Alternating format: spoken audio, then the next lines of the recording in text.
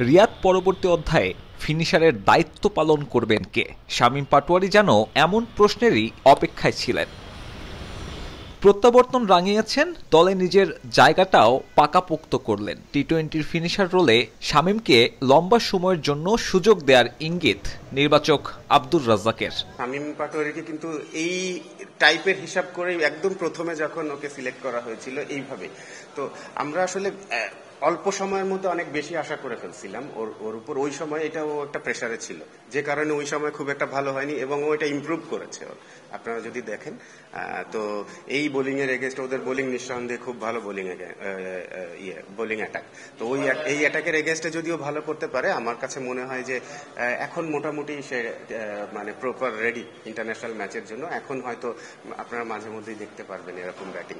শামীমের মতো ক্যারিবীয় দ্বীপে ছন্দে ছিলেন সৌম্য সরকারও, তবে চোটে পড়ে মাসখানেকের জন্য ছিটকে গেছেন এই ওপেনার। যদিও রাজ্জাক আশাবাদী বিপিএল এর শেষ দিকে খেলতে পারবেন সৌম্য। স্তুতি ঝরেছে টাইগারদের বর্তমান বোলিং লাইন আপ নিয়ে। প্রবাবলি এই মুহূর্তে আমার দেখা মতে, যতদিন আমি ক্রিকেট ফলো করছি তার মধ্যে বাংলাদেশের সব থেকে বেস্ট বোলিং অ্যাটাক এই মুহূর্তে আমাদের।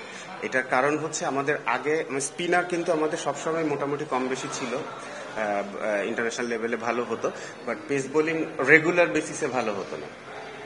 একজন করে থাকতো। হয়তো দেখা গেছে মাশরাফি ছিল, মাশরাফির সাথে আর একজন একটু অভাব ছিল, তো জিনিসগুলো ওরকম হয়েছে। তো আমার কাছে মনে হয় যে পেস বোলিং অ্যাটাকটা আমাদের ভালো হওয়াতে আমাদের এই জিনিসটা খুব বেশ কম্প্যাক্ট হয়েছে। ভেরি আনফর্চুনেট, বিকজ ও ভালো টাচে রয়েছে, ভালো খেলছে, তার মধ্যে থেকে আর উইনিং কম্বিনেশন থেকে যখনই কোনো প্লেয়ার, ভালো খেলা প্লেয়ার এরকম ভাবে বাইরে চলে আসবে, এটা টিমের জন্য একটা ব্যাড নিউজ ডেফিনেটলি, আমাদের জন্য তাই। বাট আমরা আশা করবো যে ও তাড়াতাড়ি সুস্থ হয়ে আবার ব্যাক করবে, খুব সম্ভবত বিপিএল থেকে হয়তো খেলতে পারবে। নির্বাচকদের ব্যস্ততা আপাতত এনসিএলকে ঘিরে। লোকাল টুর্নামেন্টে অনেকেই সম্ভাবনার প্রমাণ দিয়েছেন, তাদের কাছে ধারাবাহিকতার প্রত্যাশা আব্দুর রাজ্জাকের।